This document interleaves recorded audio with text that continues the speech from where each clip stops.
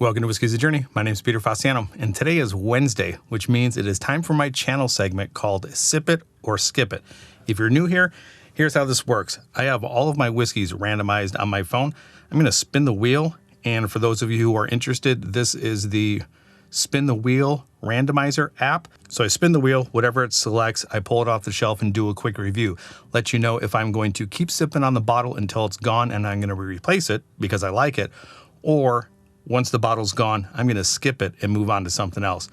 So let's go ahead and spin the wheel and see what we're doing today.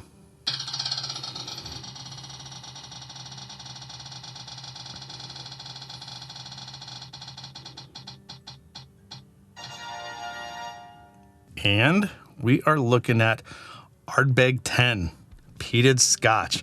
I've been wondering when my peated Scotches were going to pop up, and we're getting into October, a little bit of the colder months. The season for whiskey has now changed a little bit, so I'm glad that this popped up. Let me go ahead and pull it off the shelf, and it's a classic.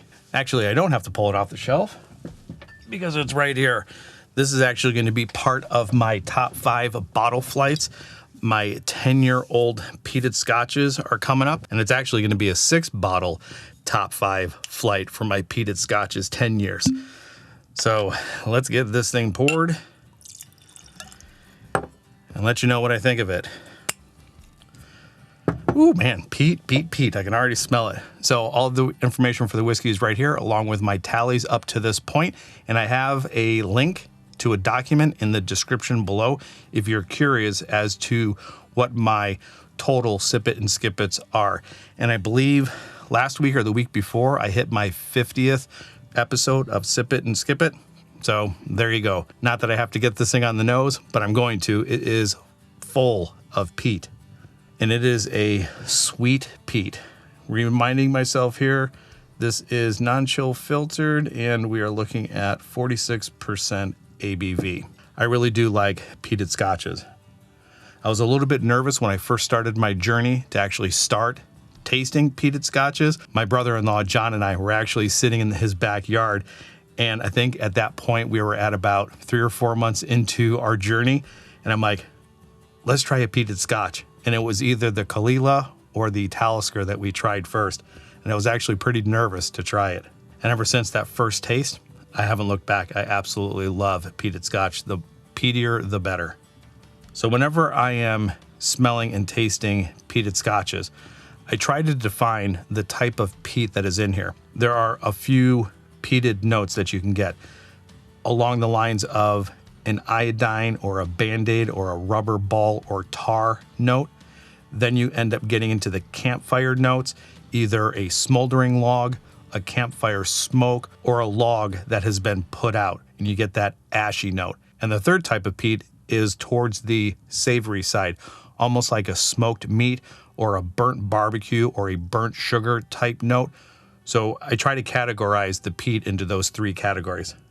And Ardbeg 10 is campfire smoke and Band-Aid iodine in that area. I don't think it quite hits the savory side, but there is a little bit of sweetness behind the smoke. And the sweetness is some of the light fruits like peaches, pineapples. I do get a little bit of a salty, briny note as well. On the nose, it absolutely smells fantastic. So let's get it on the palate and see if the palate matches the nose.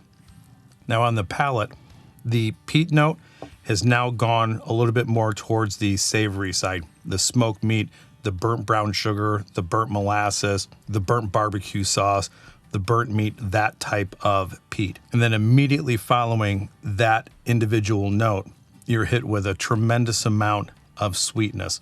The peaches, the pineapple, almost like you are grilling a peach, grilling a pineapple. You still get that sugary sweetness, but then that fruit note comes in right behind it, and it's really good. And then as it travels to the mid palate, you pick up on a little bit of a brine, salty note, and then the finish is rather long because of that peat note that's in there. That sweetness still kind of lingers around a little bit, but the peat is dominant on the finish. Let's get that second sip down, and let's go ahead and get to whether or not this is going to be a sip or a skip. Yeah, all around, this is very good, very well balanced.